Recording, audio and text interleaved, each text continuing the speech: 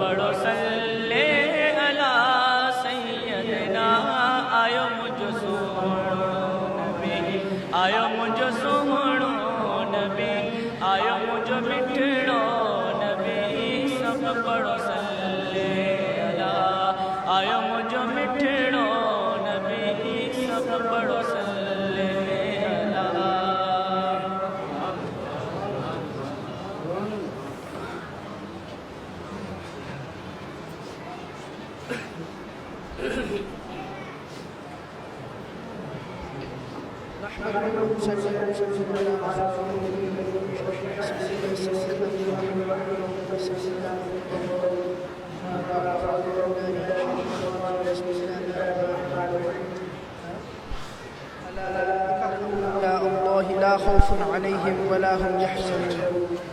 Dear Islamic brothers, dear friends, seniors, may God Almighty drive you and me to the right path, and may God Almighty save you and me from the path of the wanderers. Dear friends, this is the month of Rabiul Sani, which means the second spring, as this is the month of the spiritual guide of all spiritual guides, and is about the divine scholars and spiritual guides.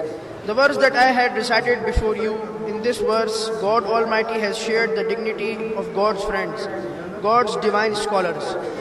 Although in the Holy Quran, God Almighty has in numerous places spoken about the greatness of God's friend, but here in the verse, God Almighty has guaranteed God's friends of the success of this life and the hereafter. God says, "Ala inna awliya Allahi." Remember that whenever in the Quran the word Allah comes in, this word is referred to alert, to caution. The question arises, what should one be cautious of? The answer is of what God is about to say. Inna awliya Allahi. When in the Holy Quran the word inna comes, remember that is used for indemnification. Here it means undoubtedly. On what should the reader mustn't doubt? The answer is awliya Allahi, meaning the friends of God, the divine scholars, the spiritual guides. How to identify them? God further says, La khawfun alayhim, meaning that we have set them free from life, from fears. This is how to identify them, fearless people. Now the question arises, what do they not fear? The answer is they do not fear anything. The hearts are always in peace and serenity, whatever the situation is.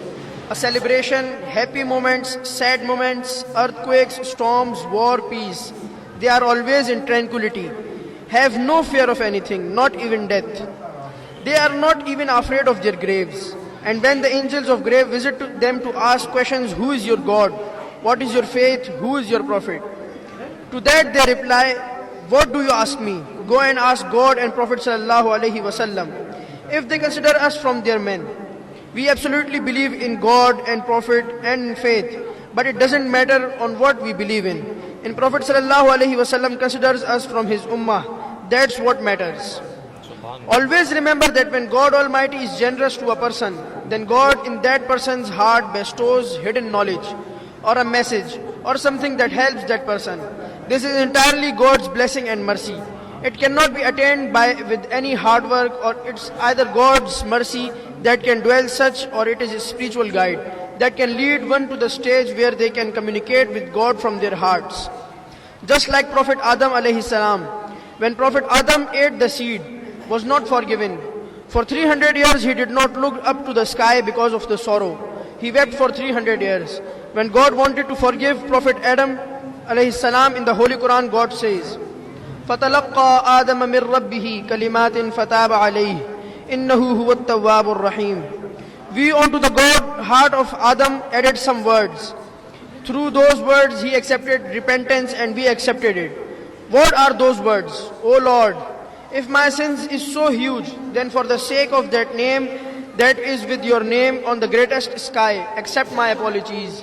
God asked, Dear Adam, how do you know about that name?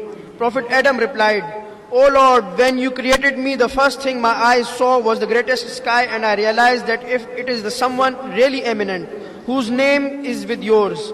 God replied, O Adam, if you had given me the reference of that name, I had forgiven you the first day. Dear friends, until God sends those words on to the person's heart, one cannot gain on their own. It is bestowed by God only and not earned or developed by hard work. God teaches God's friends such a method, and this is called the mystical knowledge. وَمَا عَلَيْنَا الْبَلَاغُ.